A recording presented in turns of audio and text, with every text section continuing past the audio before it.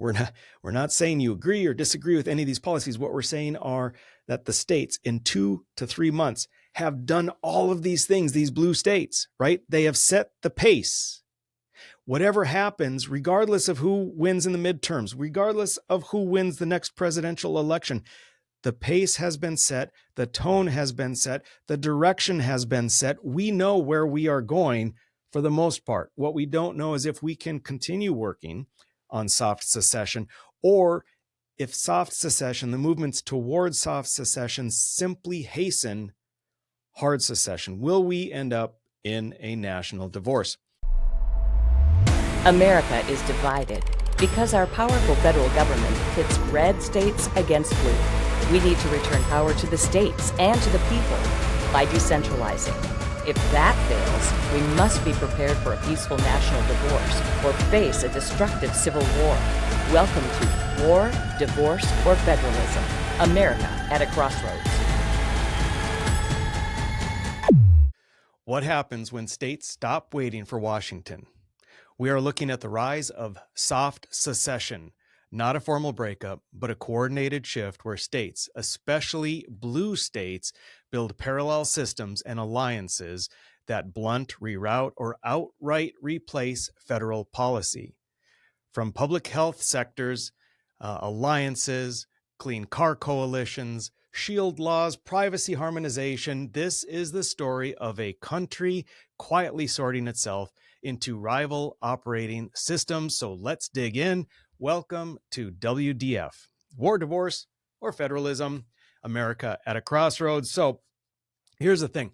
We have something that has been discussed a lot, extensively, reported over and over and over in the news over the last 2, maybe 3 months tops, and that is this term, soft secession. That's what we're going to dive into. It's different than secession. It's not a state or a block of states actually trying to leave the Union. We have talked a lot about secession here. The classic case of secession is when the southern states wanted to secede from the Union, and then Civil War broke out based on that. So let's take a look at an article that seemed to sort of start things with this. At least the current discussion seemed to amplify based on this article. It is by Chris Armitage. It's time for Americans to start talking about soft secession. Now, this isn't the first time it's been discussed. We'll go over some of those other articles, but I do want to show here, Chris says in his article, this is what American federalism looks like in 2025. Democratic governors holding emergency sessions on encrypted apps, attorneys general filing lawsuits within hours of executive orders, and state legislatures quietly passing laws that amount to nullification of federal mandates. Oregon is stockpiling abortion medication in secret warehouses. Illinois is exploring digital sovereignty. California has $76 billion in reserves and is deciding how to deploy it. 3 sources on those daily Zoom calls between Democratic AGs say the same phrase keeps coming up, though nobody wants to say it publicly. Soft secession. And he goes on to say, not the violent rupture of 1861, but something else entirely. Blue states building parallel systems, withholding cooperation, and creating facts on the ground that render federal authority meaningless within their borders.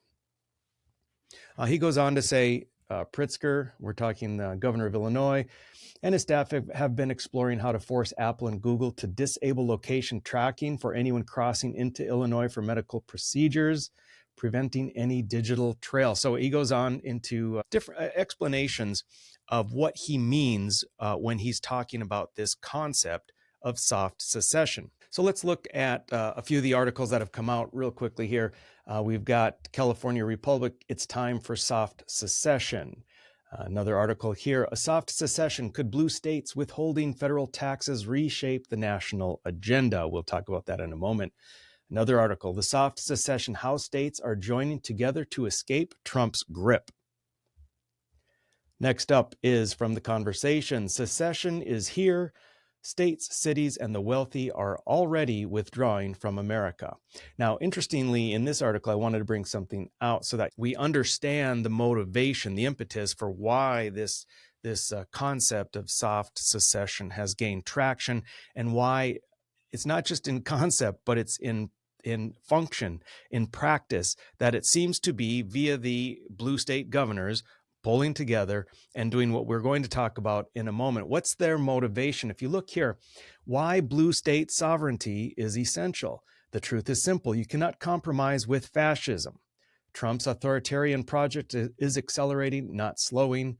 To survive, democratic leaders must coordinate legal pushback against unconstitutional executive orders, develop trade agreements and economic pacts among blue states, create protection models that insulate citizens from federal overreach, build parallel power structures to weaken Trump's grip. Soft secession is not about abandoning America, it's about preserving democracy in the only way left available. So in the last few articles here that I want to show you, it's just I want to make sure that we know this is not anything new. The idea of federalism that we talk about on this program is the idea that you have essentially sovereign states, 50 states that control their own destinies, but they have voluntarily banded together into the federal union, the United States of America, for mutual benefit. Okay, but they still generally, blue, red, whatever color you want to give it, are in charge of what happens within their state. And we have lost that to a large degree. But in this discussion that has been taking place, I want to go back all the way to 2009. At Columbia Law School, there was an article entitled Uncooperative Federalism. So this is another name that is being equated to soft secession, uncooperative federalism. So again, the idea of federalism, the states are in charge of themselves. And if they are not going to cooperate with the federal government, you have uncooperative federalism. And that's really the gist of what soft secession is about. Now, the Mises Institute, they put out an article in 2021, The Prospects for Soft Secession in America. A quote from that says, "By soft secession, we mean a counter-revolution within the form." What they mean by within the form is the form of the republic. There are 50 states. They are still within the federal government. There are still 3 branches of government. The overall form of everything in the United States is the same. But they talk about using aggressive federalism, regionalism, localism, and an aggressive subsidiarity principle operating in de facto opposition to the federal state, or at least sidestepping it. So that's the key. These states are acting in de facto opposition to the federal state, or at least sidestepping it. There you have the gist of soft secession. Mises also had a 2023 article, States Can Curb Federal Power Through, quote, soft secession. So again, this is not anything new. A quote in that article says, soft secession has some advantages of telling bureaucrats in Washington, D.C., that you care about your own power and control. We, the citizens of the soft seceding states, choose to be the adults in the room to solve the problems shared with one or more border states through a compact administered by mutual consent. Okay, so there again, we're starting to get a sense. I'm going to cover it more, but you're starting to get a sense of what they mean by soft secession. It's states retaking control, retaking power that was intended to be the states all along, but that we've lost along the way. I'll go over a Brookings Institute article called The War Over Federalism. And in there is a good quote. It's the traditional idea that conservative states could pursue conservative policies while liberal states pursued liberal ones has increasingly given way to efforts by states or the federal government to impose their preference on others. Now, the nature of that isn't that we, whether red or blue, said, hey, you know what? It's been nice kind of doing our own thing, but we want to start controlling other states. What has happened is that the state's power has been weakened, has been relinquished and given to the federal government over time.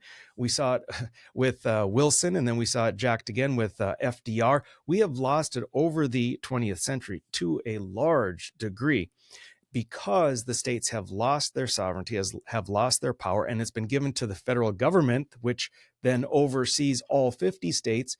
It's imperative, if you're red or blue, to try and gain control of the federal government so that you can have things in your state, in your community, according to what you believe is right. And because it's come down on high as a very central government, top-down approach, one size fits all, it by necessity then controls others. So the design, I think, is not so much to control others, but if you control the federal government to affect the government you want, it necessarily controls others.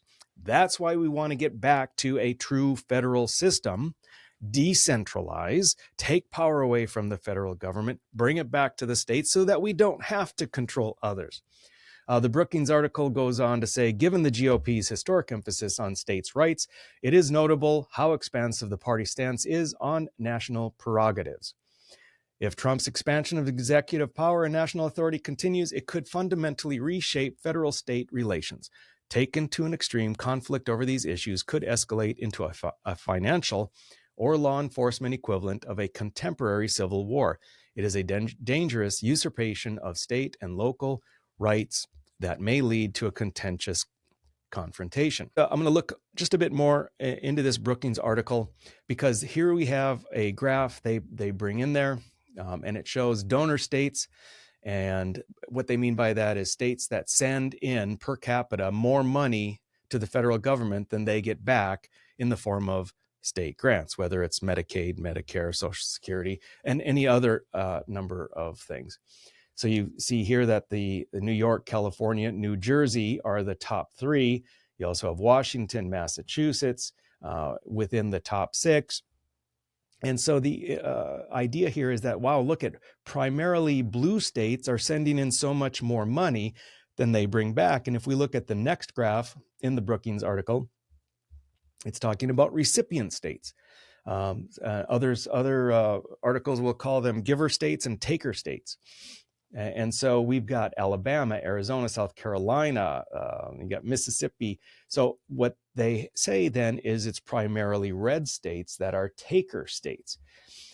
And this is what really gins up the enthusiasm, the passion for soft secession. It's the idea that Trump is an authoritarian figure, ripping the Constitution, throwing it aside, expanding executive power, expanding the authoritative state at the expense of freedoms, at the expense of state sovereignty, and therefore we need to band together to do something about it. This is how the blue states are viewing it.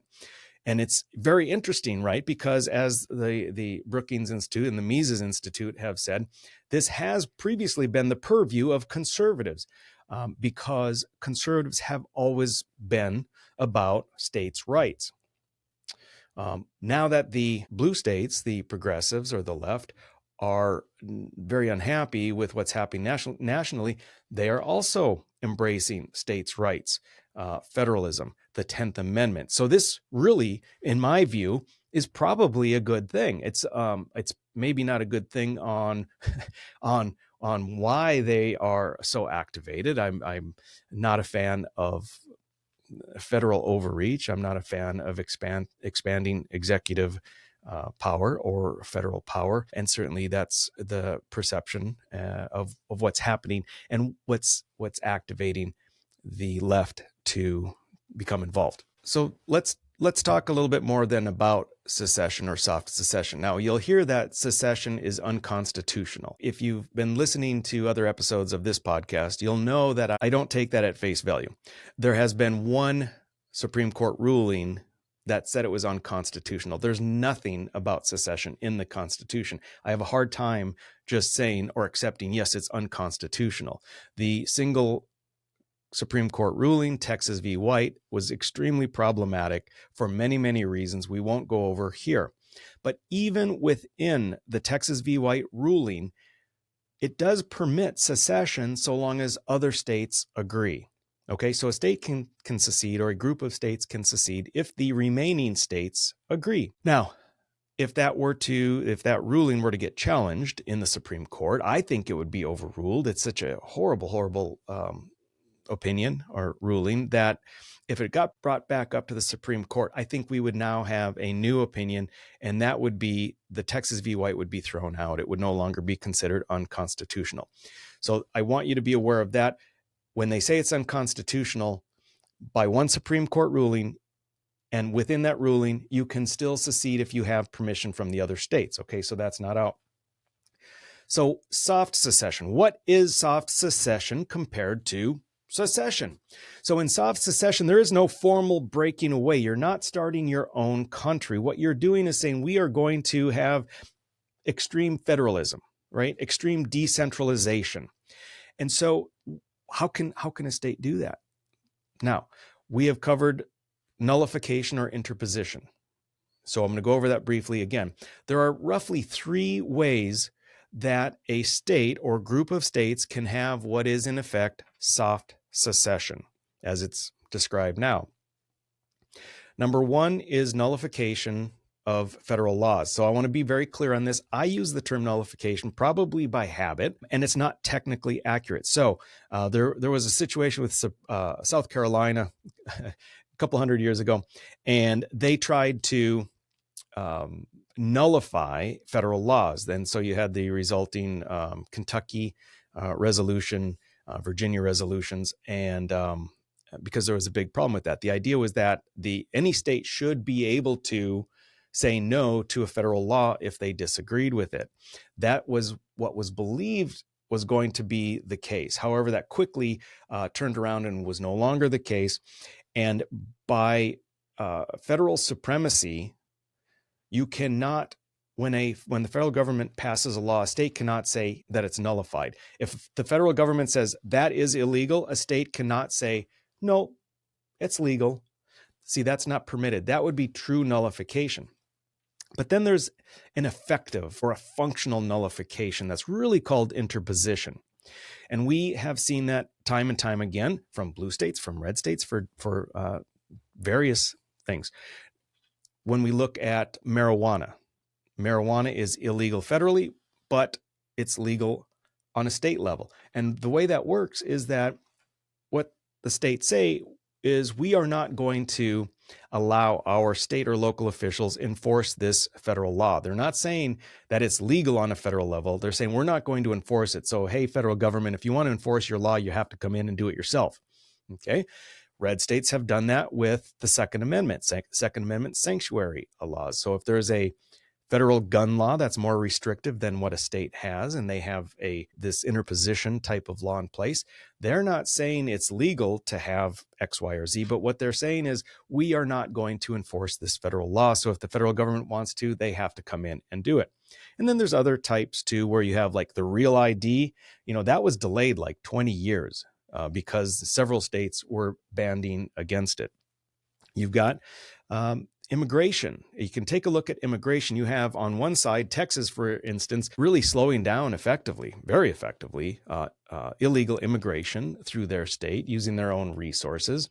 And on the other hand, you have sanctuary cities or sanctuary states where local governments or state governments are saying, we are not going to help federal agencies find or deport people who have come illegally.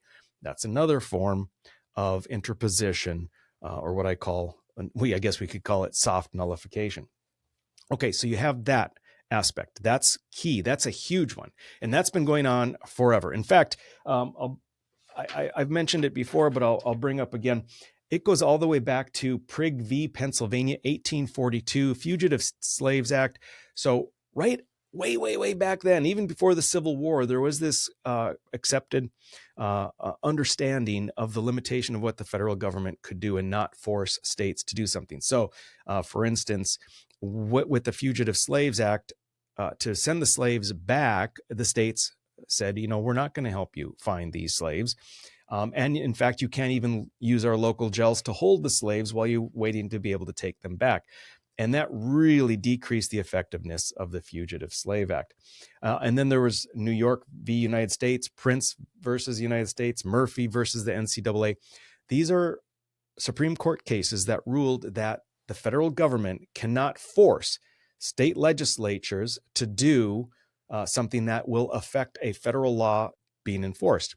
And then when you go to the Prince Act, the Prince v. United States for the Brady Act. So it's a gun law. And what they were trying to do is say, hey, executive branch officials, meaning law enforcement, you must do this. And the Prince opinion said, no, you don't. Federal government cannot make states or local municipalities, the officers of those, the executive branch of those, cannot be compelled to do anything that the federal government wants. So that's how you can effectively throw sand in the gears of the federal government when it's overreaching, according to what the state government believes. Okay, so that's one. You've got this interposition or nullification concept. Okay, the second thing is you have, as opposed to that legal approach, you have a strategic approach. And you can do any number of compacts, right? So you can get together with other states and say, here's what we're going to do. Now, this is interesting because this is a significant part of what we're having as a more effective aspect of this soft secession concept that's taking over the blue states. There have been many compacts made. We'll talk about those in a minute, but the states can get together and say, we're going to form some parallel function of government that we had previously been having the federal government do for us. But we don't like that approach anymore. And so we're going to run a parallel system. We see it with a number of different things. In addition to that, the strategic aspect of things is not only forming state alliances or state compacts, but it can be litigious, right? So you can have litigation. Now, the blue states attorneys general are doing that like crazy. They are very organized. And anytime they see an overstep, what they believe is an overstep from the Trump administration, bam, they are ready to go with lawsuits. And that slows things down. And to a very significant degree, really effectively stops a lot of the overreach, depending on the rulings by federal courts and whether or not they are even taken up by the Supreme Court. The third component is financial. Now, this is the interesting part, because this is the least effective part, if it has any effect whatsoever, but it is the most compelling part for a lot of the people that are taking up the flag of soft secession. I think they primarily don't really understand how it can work. So the idea is that, hey, there are these, as I mentioned before, there are donor states and there are welfare states, there are giver states and there are taker states. And I will have an episode on that in the near future to really break it down on what a farce it is, this concept of giver and taker states, and how it's just conveniently fitting a narrative of, at this time, the left. We'll take that, we'll dismantle it, and really educate people on why that has no value and can be completely debunked. But let's work within the context of what they're saying, within the framework of what they're proposing, which is that there are states that send more money per capita to the federal government than they get back in grants from the federal government. And there are states that send in less money per capita than they get back. Now, the thing is that at least, I believe, over 50% of what the federal government gets in tax dollars is income tax. And that is sent directly from individuals to the federal government. The reason, in large part, that has such an effect on this giver-taker relationship, on the disparity of the state sending in versus what they're taking back, is because we have a progressive income tax system. And it's very progressive based on the left's preference, right? The left believes the rich need to pay their fair share. The rich need to pay more. And it's all about, we can just solve all our problems if we would just make the rich pay more in income taxes.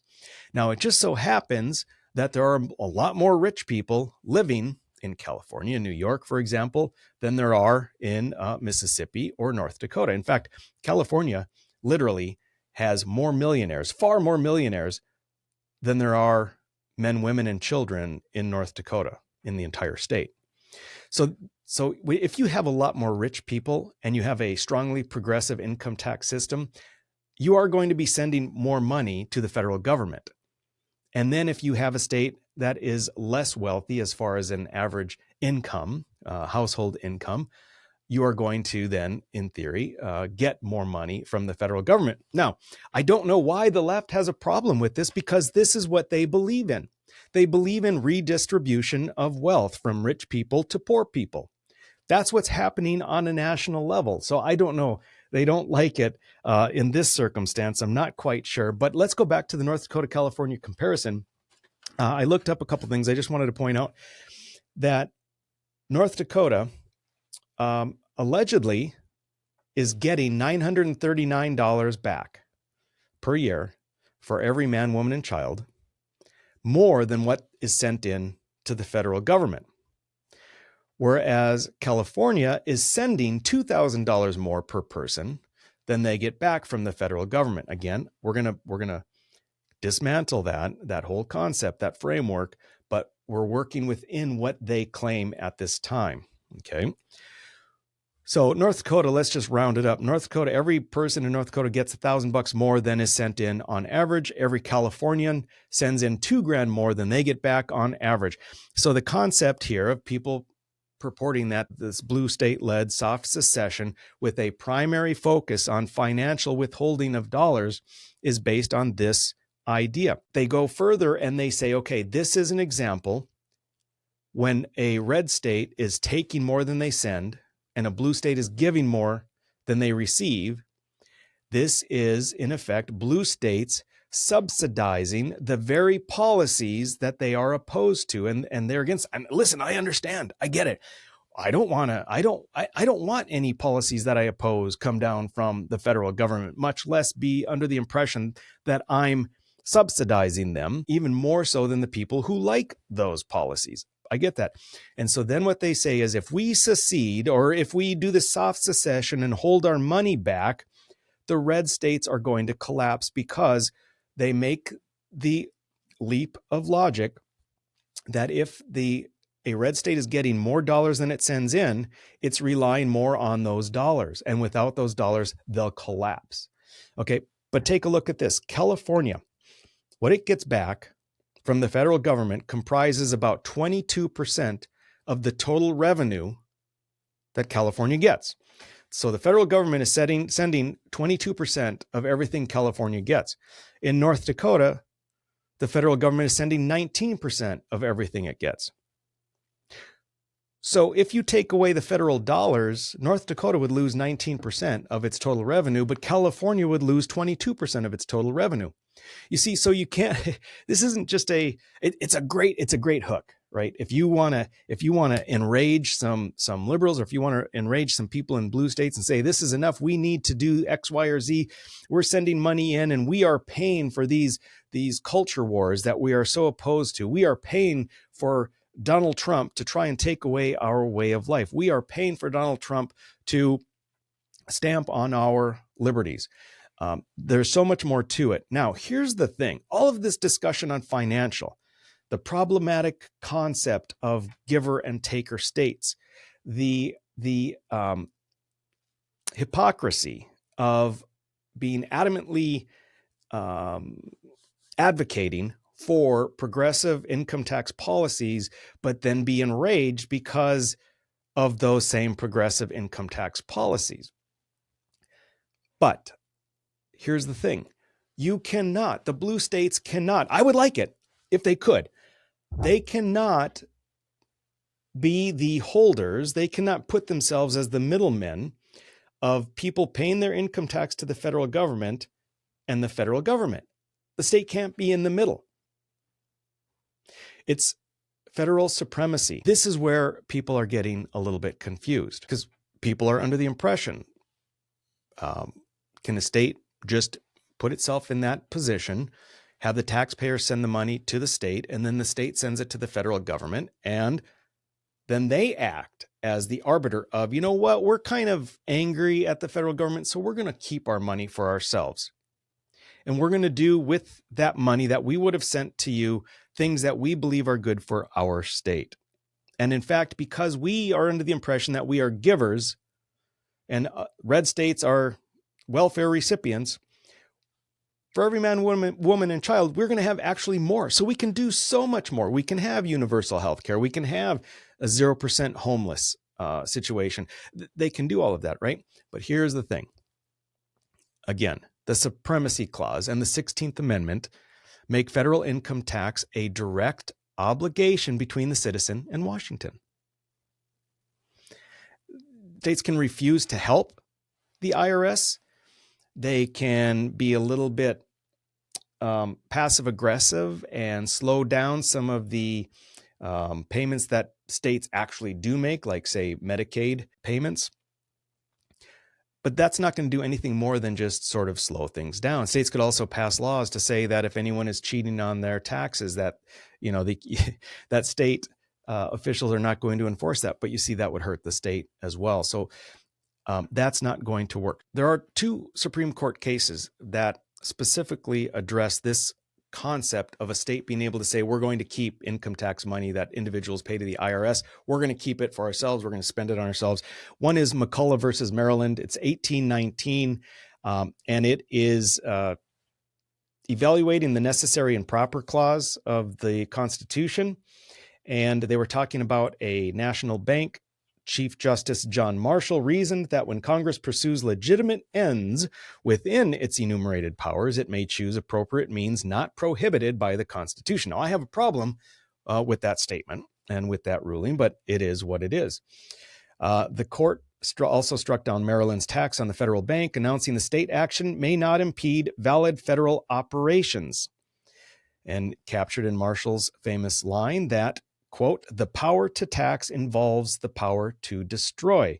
This case cements federal supremacy and a broad functional reading of federal implied powers. Because if with Justice Marshall saying the power to tax is the power to destroy, they are saying if you can take away, if you can usurp the power of taxation of the federal government, you have the power to destroy the federal government. So no state can take away that tax, that power to tax and receive tax payments from individuals. Okay, that's very, very clear. The other one is from 1908. It's ex parte Young. And really the bottom line there is just that pretty much anyone can just bring a lawsuit against an individual. They are not protected by way of being an elected official or an official of the state. And they can be sued for breaking the law on federal grounds. And so you have, on one case, very, very clearly unconstitutional, according to the Supreme Court opinion, and then an additional law nearly 100 years later that said if anyone's going to try and do that, they can very easily be charged, arrested, tried, and convicted. And so this is going to make it hard. So when people are talking about soft secession, and if they're thinking we pay more to the federal government and we're just going to keep the money and the red states can suck it, you need to learn more. Because that's not going to happen. That's the end of that story. It will not happen. It cannot happen. However, the concept of of soft secession from the states, whether blue or red, I think is a great concept. Because even if you don't have the financial component, you have the other components we talked about. You have the interposition or nullification, which should be done anyway for anyone who loves state sovereignty and doesn't want an overpowerful federal government. Do that effective nullification. And then you have the strategic. I think it's fantastic that states are well positioned and prepared to use litigation when they believe that the federal government, and in particular the executive branch, are overreaching. We may not agree with what constitutes overreach. But if a state believes that's the case, I am happy that they aggressively take that position because I want it used when I think it is proper. And therefore, I cannot argue if another state person, official, believes it is proper that they use it as well, because that's what the courts are for. And then we have the compacts. That's the other component of the strategic. So let's go over some of the compacts. I've got here Gavin Newsom's press office tweet or post on X. And he says, roughly 24 hours after the launch of the West Coast Health Alliance, Hawaii is joining California, Oregon, and Washington in this shared commitment to safeguard public health. Together, these states will provide evidence-based immunization guidance rooted in safety, efficacy, and transparency, ensuring residents receive credible information free from political interference. So fantastic. I'm all in favor of it. And that's what the red states should have been doing during COVID. instead of just kowtowing and bending the knee. But Gavin and the other folks, the governors from the blue states in Pacifica, if we want to call it that, or Cascadia of Washington, Oregon, California, joined by Hawaii, they are going to have a sort of a parallel system.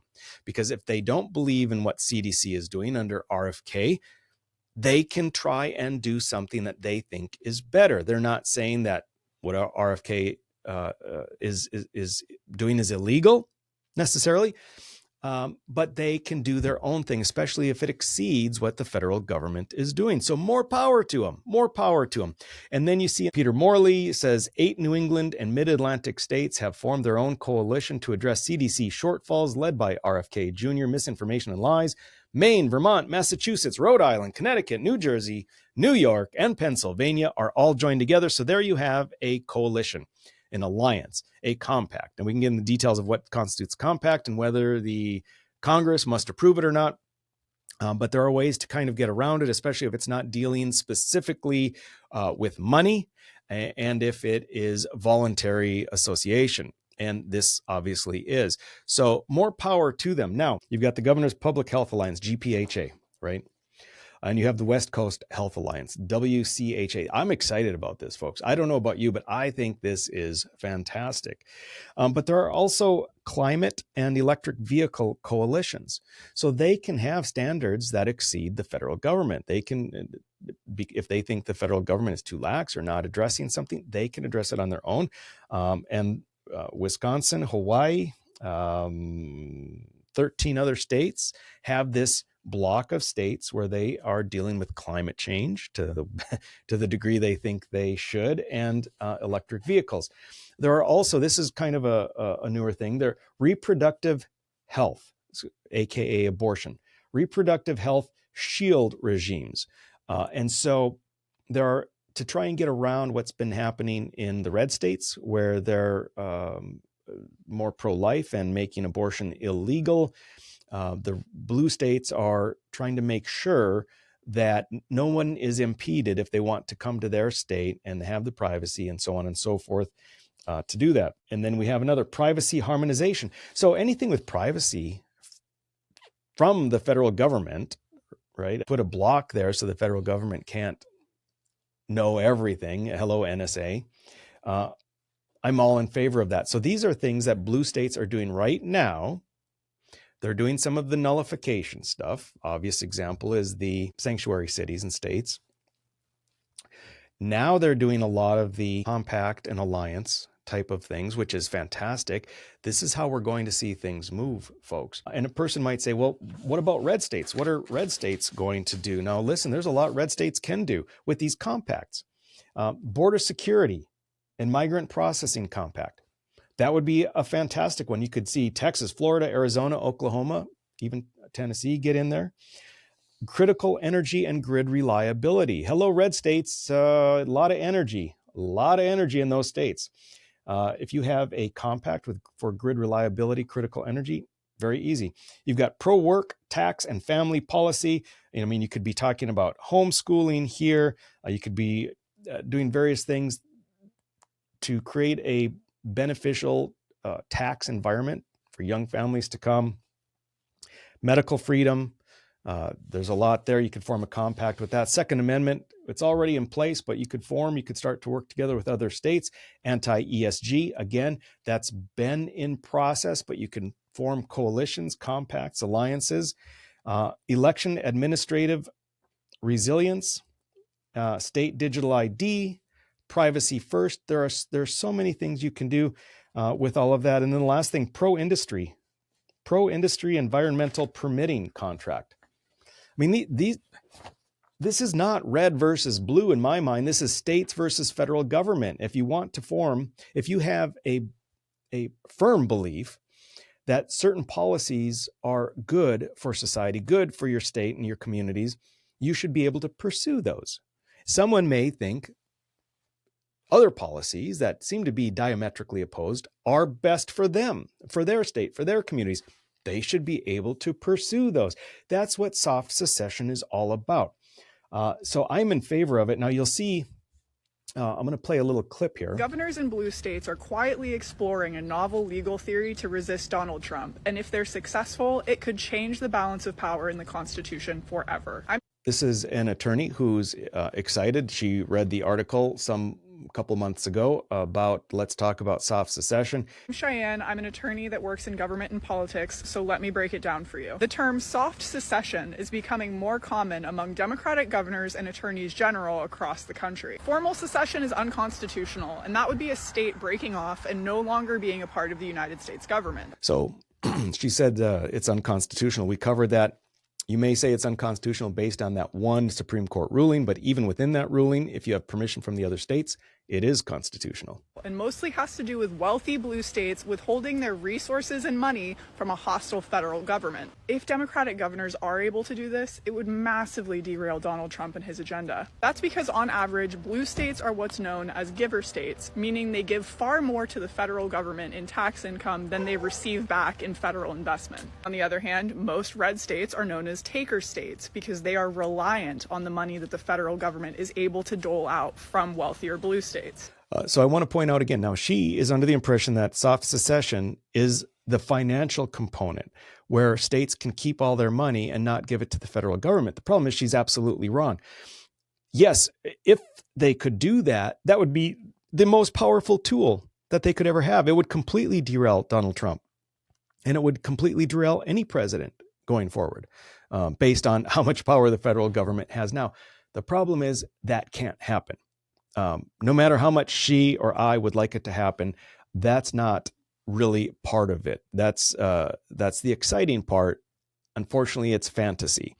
The other two parts that we're talking about, interposition or nullification, and the state compacts and other strategic methods of trying to ensure your state sovereignty. Let's keep listening. Ironically, the legal theories that would make this possible are the ones championed by conservatives. Ideas that the Supreme Court has recently supported, like strong state government powers and limits on federal overreach, could be the very thing that allow these blue states to get away with this. Surely the conservative legal scholars who pushed these theories never imagined that they could be leveraged by liberals in this way. So I want to go back there.